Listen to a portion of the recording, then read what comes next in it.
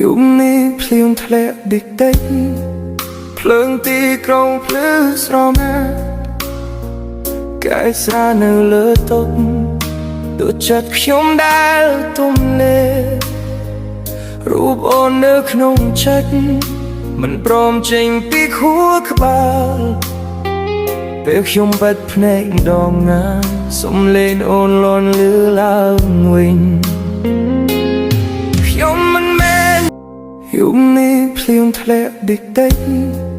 ភ្លើងទីក្រុងភ្លឺស្រមា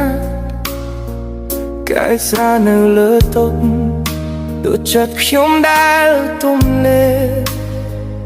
រូបអូននៅក្នុងចិត្តមិនព្រមចេញពីខួរក្បាលពេលខ្ញុំបិទភ្នែកម្ដងណាសំឡេងអូនលាន់លឺឡើងវិញ